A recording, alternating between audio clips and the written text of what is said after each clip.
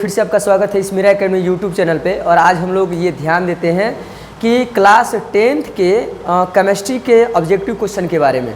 Objective question जो होते हैं ना, ये एग्ज़ाम के लिए सबसे ज़रूरी चीज़ होते हैं और सबसे ज़्यादा अगर स्कोरिंग जो होता है ऑब्जेक्टिव क्वेश्चन से ही किए जाते हैं। इसलिए ऑब्जेक्टिव क्वेश्चन पे ज़्यादा से ज़्यादा आपको फोकस करना है। अगर इस चैनल पे आप नए हैं तो चैनल को सब्सक्राइब कर लीजिएगा, आप अपने दोस्तों के साथ इस लिंक को शेयर कर दीजिएगा और ज़्यादा से ज़्यादा शेयर कीजिएगा। और अगर इस क्वेश्चन के में अगर आपको किसी तरह से तकलीफ़ होती है, परेशानी होती है, तो आप कमेंट बॉक्स में ज़रूर बोलिएगा कि हमको तकलीफ़ हो रही है। हमारी ये पूरा का पूरा प्रयास रहेगा कि आपको इस क्वेश्चन का जवाब पुनः फिर से समझाया जाए, ठीक है ना। और बड़ी प्यार से, बड़ी अच्छी तरीके से देखना है। सबसे पहले क्वेश्चन के ऊपर हम ध्यान देते हैं। पहला क्वेश्चन ये दिया है, पहला क्वेश्चन है कि कौन सी गैस उत्सर्जित होगी, कौन सी गैस बाहर निकलेगी जब धातुएं जल के साथ अभिक्रिया करेगी। धातु किसे कहा जाता है, ये पहला क्वेश्चन है। तो वैसे तत्व जिसमें उष्मा और विद्युत का प्रवाह आसानी से हो जाता है वही धातु कहलाता है। ये वैसे तत्व जिसमें टन टन या झनझन की आवाज़ आती है, जो तन्य और आघात वर्ध होते हैं, वो धातु कहलाती है। तो वह कौन सी गैस उत्सर्जित होगी जब धातुएं जल के साथ अभिक्रिया करेगी। तो इसका सही आंसर होता है हाइड्रोजन। इसका सही आंसर क्या होता है, हाइड्रोजन होता है। जब कोई धातु के साथ जल अभिक्रिया करेगा ना, तो हाइड्रोजन गैस उत्पन्न होता है। हाइड्रोजन का जो संकेत होता है वो H होता है और इसका परमाणु क्रमांक 1 होता है। अगर हम इसके ब्लॉक की बातें करें तो इसका ब्लॉक जो होता है S ब्लॉक होता है।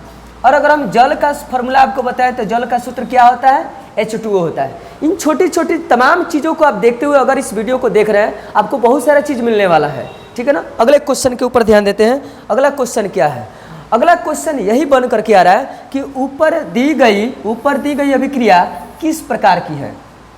यहाँ पे Fe2O3 दिया गया है और यहाँ पर Al दिया गया है। Fe2O3 जो होता है ना, ये लोहा के प्रमुख है, इसके हेमेटाइट होता है और हेमेटाइट का जो फॉर्मूला होता है Fe2O3 होता है। एल्युमिनियम भू प्रपट्टी में सबसे अधिक पाया जाने वाला जो धातु होता है वो होता है एल्युमिनियम। यहाँ पे बना है Al2O3 और यहाँ पे Fe है। तो इसका सही जो जवाब होता है वो होता है विस्थापन अभिक्रिया। विस्थापन अभिक्रिया का मतलब यही होता है कि अपना जगह बदल लेता है, परिवर्तित कर लेता है, तो विस्थापन अभिक्रिया होता है। अगले क्वेश्चन की तरफ हम ध्यान देते हैं। अगला क्या क्वेश्चन बोल रहा है, बड़ी प्यार से इसको देखना है। लौह चूर्ण पर तनु हाइड्रोक्लोरिक अम्ल। अब कोई पूछेगा कि हाइड्रोक्लोरिक अम्ल का जो सूत्र होता है वो कौन सा सूत्र होता है, तो HCl होता है। हाइड्रोक्लोरिक अम्ल डालने से क्या होता है, सही उत्तर पर निशान लगाइए, ठीक है ना। तो इसका सही आंसर होगा हाइड्रोजन गैस एवं आयरन क्लोराइड बनता है, ठीक है ना। हाइड्रोक्लोरिक अम्ल यानी कि जब लौह चूर्ण पर पड़ेगा तो उस स्थिति में हाइड्रोजन गैस और आयरन क्लोराइड बनता है। फिर कोई पूछेगा कि हाइड्रोजन क्लोराइड, हाइड्रोक्लोरिक अम्ल किसमें सबसे अधिक पाया जाता है, तो कुत्ते के पेट में सबसे अधिक अम्ल HCl पाया जाता है।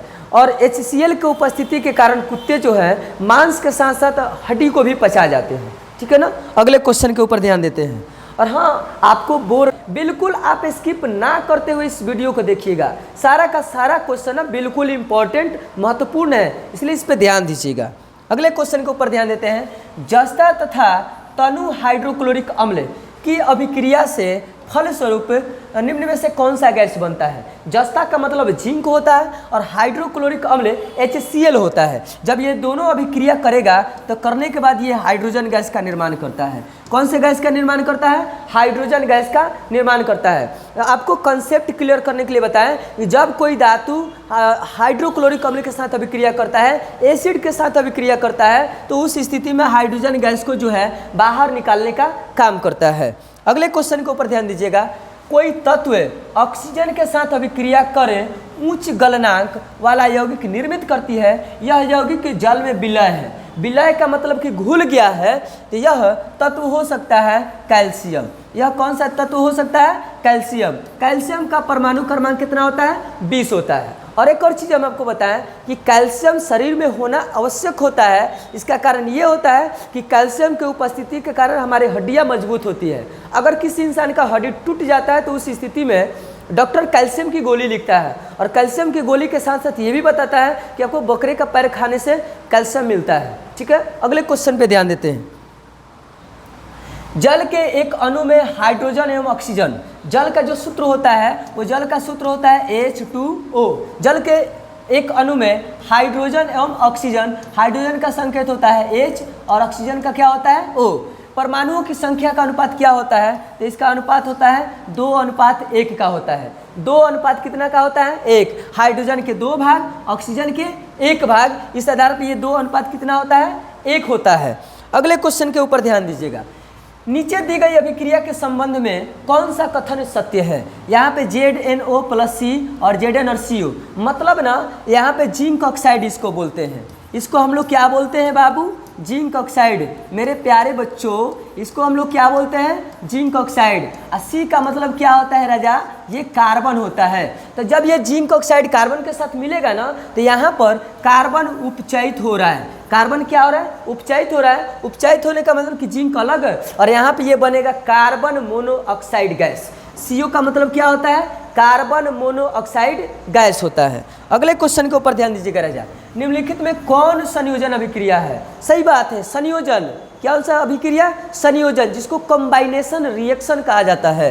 तो यहाँ पर H2 और O2, ये हाइड्रोजन ये ऑक्सीजन, जब ये दोनों मिल जाएंगे ना तो H2O का निर्माण करते हैं और H2O को हम लोग क्या बोलते हैं, जल। मतलब संयोजन अभिक्रिया का ये निकल कर कहता है कि जब दो तत्व आपस में मिलकर एक नया तीसरा पदार्थ बनाता है तो उसी को हम लोग क्या बोलते हैं, संयोजन अभिक्रिया कहते हैं। जब दो तत्व मिलेगा ना तो तीसरा नया पदार्थ बनता है। अब आप समझ रहे हैं कि जब दो नया आदमी बनेगा तो तीसरा बबुआ आ ही जाएगा, वही संयोजन अभिक्रिया होता है। अगले क्वेश्चन के ऊपर ध्यान दीजिएगा, निम्नलिखित अभिक्रियाओं में कौन विस्थापन अभिक्रिया है, मतलब कौन अपना स्थान बदल रहा है। तो यहाँ पे Fe और CuSO4 और यहाँ पे FeSO4 और Cu, मतलब यहाँ पे देख रहे हैं कि यहाँ पे SO4 यहाँ पे है, आज जैसे ही समय बदल गया FeSO4, आजकल के वही लोग हैं बदलने वाला, ठीक है ना।